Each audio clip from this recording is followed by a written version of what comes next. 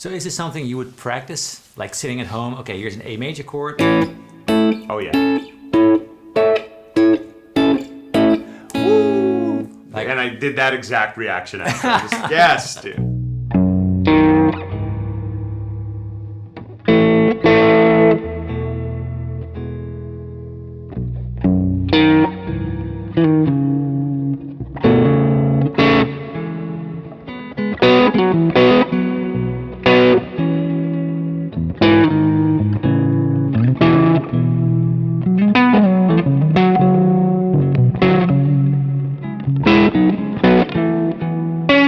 Alright, I'm here with Ariel Posen, who just played a short segment of his piece, After the Rain. Thank you for being here. It's amazing to have you. My name's Ariel Posen, Canadian singer-songwriter, guitar player. You have this one record, 45 minutes of just solo guitar. It's amazing. Check it out. And it captivates you from beginning to end. Thank you. How do we do that? So I want to pick your brain a little bit. Yeah, let's do it. You were playing 4 chords in the basis. That's what I got. First, let's maybe get to the chords and then we go from there. Absolutely. So it's just 4 chords. We're in the key of E, so the first chord is E. And that's an F sharp minor. We know that. Yeah. And then it's a D chord, but I play it as an add 9 because that's the melody. You could also go add on chestnut and then to an A. And that's it. I think of everything in numbers. That just helps me transpose things faster. So if you said, hey, can we play it in G instead? And you think in numbers in terms of the 1 chord and then to the 2. Exactly, Okay. the Nashville number system. Yeah. It's beyond guitar. It's Yeah. like more thinking of the music side than, you know, oh shoot, what fret or what this. So one thing that amazed me already is like, you play these chords as if it's super standard, but the way you fret these chords, make sure you've got a lot of fingers left to play Yes. sort of add-ons, because you played the F sharp minor, you did this, right? Yeah. Or something in this. Yes, we're taught. Exactly. We're taught to play as full chords as possible, but there's a lot more beauty, and not that I'd call myself sophisticated, but I think there's some more sophistication in smaller chords. And I'm thinking triads, simple 1-3-5 most of the time, you know, whether that's root position, first inversion or second inversion, that's my basis. Everything else, if a chord needs to be bigger, then it'll be bigger. But I typically like to think 3 notes at a time and then add on everything from there. That's cool. Yeah. So the 3 notes in this chord progression, E, F sharp minor, D, A, are this, Yep. and then you do the D sus2, Yep. I called it a D at 9, but you're right, it's a sus2. or at 9, yeah, whatever, yeah. It is major, but we add a 9. Without the third there, yeah. And then, yeah, it makes sense because it's clear, it's a very strong direction. It trims the fat. Like if it was just...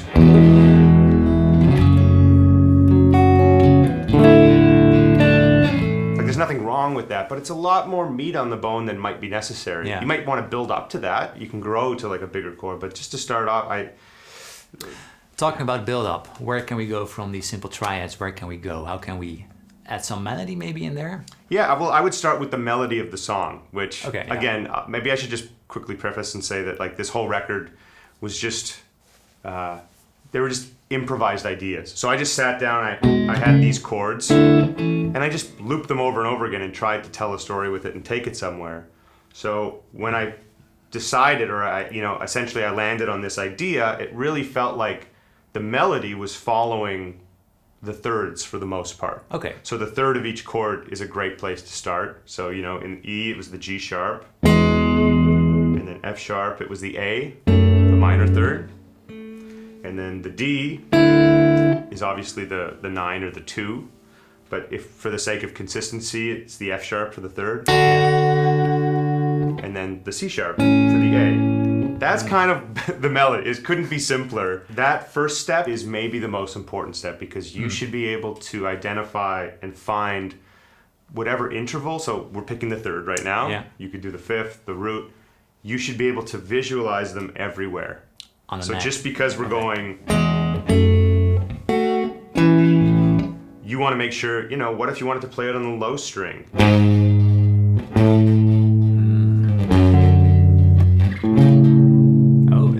That's nice. Let's do it. 3, 4.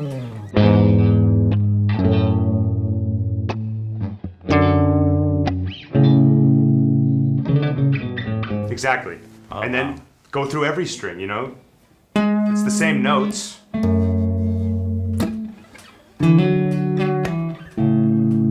Etc., etc. It's nice, you know? Yeah, I heard something very pretty. Yeah. And with every string, like you saw on the E string that I played the F sharp down here, you could play it past the 12th fret, you would get that we had on the A string, but there's some beauty in going low like that.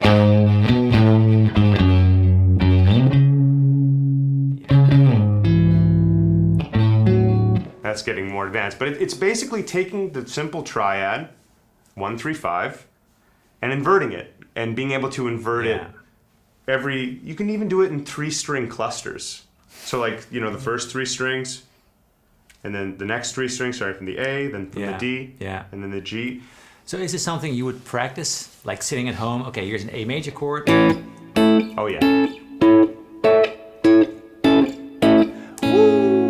Like, and I did that exact reaction after. Yes, dude. No, that is maybe the most important kind of practicing. Like, as important as it is to play to a metronome and build up your technique and your phrasing and your speed and your this and that. Absolutely. Knowing the fretboard kind of inside and out with simple little triads like that, people always ask me, and I know they ask you maybe a million times more, how do I learn the fretboard better? Yeah, yeah. And there is no real cheat code or secret. It's just time. It's just putting the work in. Yes. And I find that if you just understand what it is you're trying to find, then it makes it a lot easier. So even if you break it down to a simple, like, okay, E major, let me find the 3 E major, just root, first inversion, second inversion, and then you just find those shapes, and you're gonna find that there's so much repetition. Yeah. The secret is that all we're doing is repeating ourselves. And if you think of it as the intervals, then it's, you know, you're either going 1, 3, 5, and then you're going 3, 5, 1. You know what I mean? Yeah. So it's like it's always that same thing. Could we get an example of how you would play this chord progression, not on the first position or second position, it's a little bit higher, or Sure. what you would do? So, you know, if we do there, that would be first root position on the A string in E. But if I take away the E here, this would be first inversion. That's 3, 5, 1. So let's do that. So you can go.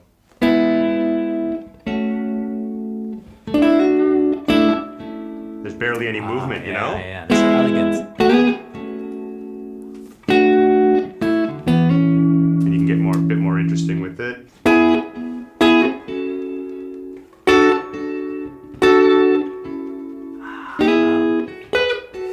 Beautiful. And then last one, of course.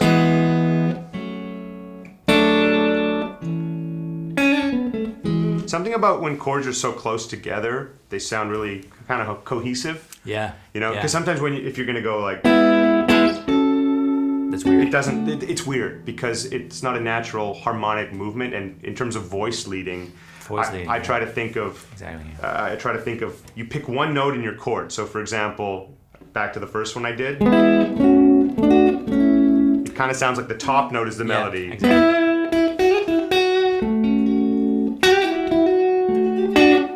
Yeah, 2 notes basically.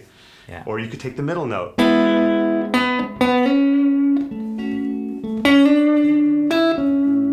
Yeah. Or of course.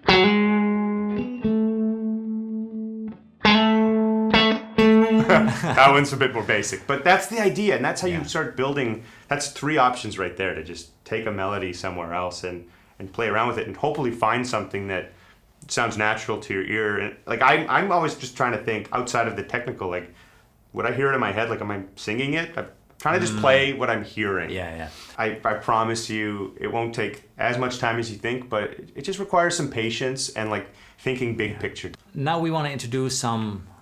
I want to hear some leads. Yeah. If you want, of course. I do want them, yeah. So the way I would approach it, I would think about it. Every chord is just happening under the umbrella of E major.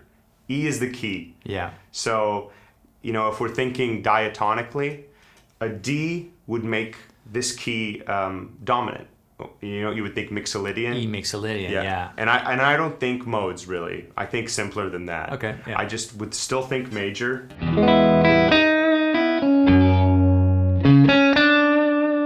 And I would just play it when the chord happens. So this kind of technique, it's essentially just target notes and targeting chords as they happen while staying in the key. And what that does, if you weren't accompanying me right now and I just played melody, essentially you should be able to hear the chord changes. These are just roots. Thirds.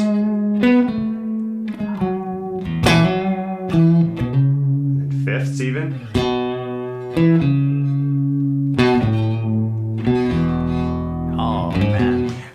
That's so good, yeah. Yeah, but the third is your best friend. The third will be the one that just highlights the chord the best. Yeah, yeah. That's the most harmonic information in the exactly. third. Yeah, exactly. So I would think E major the whole time, really, if I was thinking leads. And on the recording on this record, Mile End, I wanted to establish. You can call it a head if we're thinking in jazz standard terms. It's like the head is just those chords a few times, and then I just tried to embellish the melody in different ways and just try to take it somewhere and then come back to it at the end. Yeah. And hopefully not screw it up. That's essentially what I was going for. You're always having the 4 bars in your head as the form, exactly. Yeah. Maintaining the form. Because I think that's very important, and a lot of people tend to lose that if they play by themselves. They tend to just go all out and they stop counting. They stop. That's a very good point, because so many people, they think, oh, I missed the chord. I'll go back and play it. That's not how music works, really. It's like if you're playing with people or if you're playing to a track, the song keeps going without you. Yeah, exactly. So if you miss it, it's really important to just latch on to wherever. Exactly. Exactly. And if you're with a band, that's pretty easy because you hear the bass player or the key player go. Yeah. But if you're playing all by yourself with you can lose it if you don't watch out. So that's also why playing very basic in the beginning really will help you out. Playing just landing on the 1 on the first beat, for example, always playing that root note maybe on the first beat, just to give you some sense of direction in the chord progression. Exactly. That's very useful. Yeah, so I mean, for this, I would really just lean on E major or E major pentatonic, if that helps. I think of it as the same thing because there's no 4 and there's no 7, essentially. Yeah. But sometimes it to think of it as a shape, it does help to go as opposed to. So I get it. Yeah, I get it. Yeah. All the good notes are in the pentatonic. Yeah, it's true. Yeah, I would just try to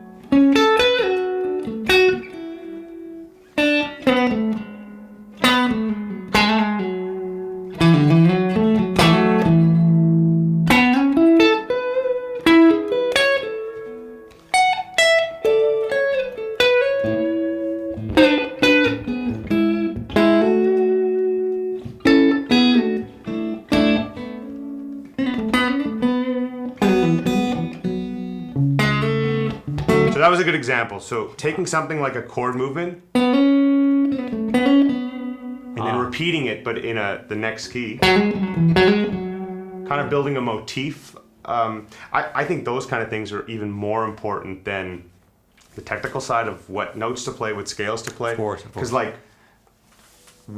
how you're playing it comes across and connects with people, I think, at least when I listen to music. And the biggest thing that has nothing to do with the key, the notes, or anything is dynamics. And I still feel like dynamics is something that people don't talk about enough. And so for those of you that don't know, it's your level. It's your playing quiet, playing loud.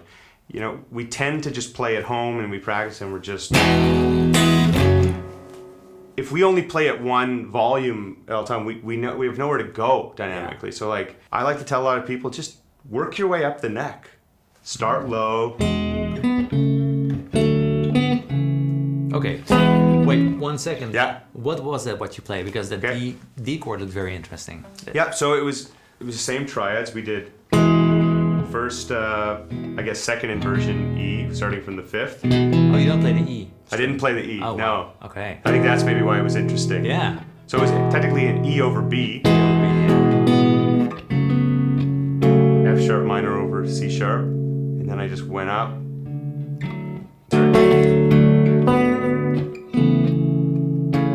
To A over C sharp, first beat. So now the A string is sort of leading, or it feels like it's...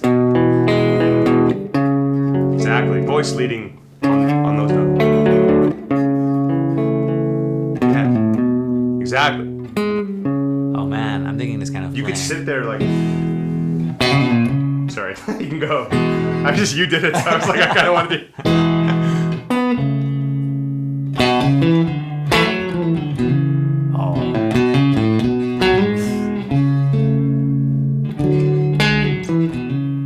That's very interesting. You know?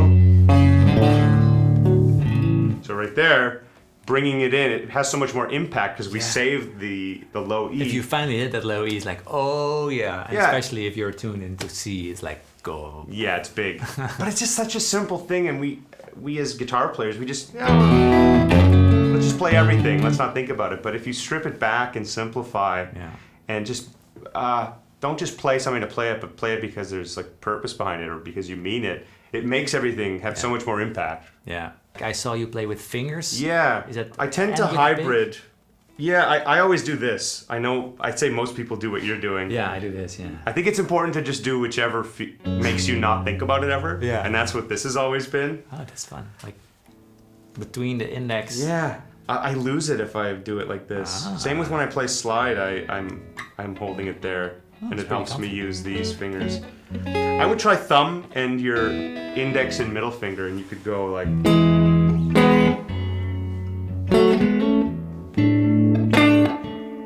Oh, that's one good thing we should talk about too, is because in this chord progression, E, F sharp minor, D, A, D to A is essentially an A sus chord. So you could really build tension. Yeah, exactly. Yeah. And you could actually even do it on the E if you didn't want to treat it as an F sharp minor. You could make it like a...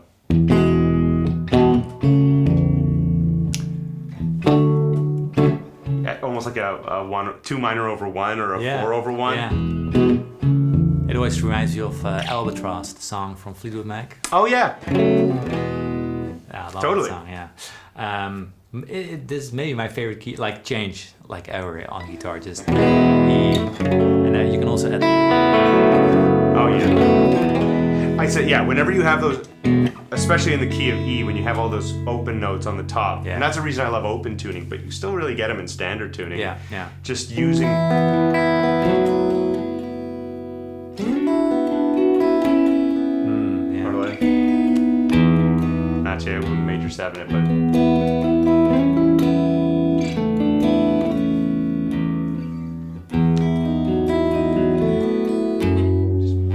Just have fun with it. I just get creative. Like I don't know. I can get lost and just kind of living around the 2 middle strings, the D and the G string.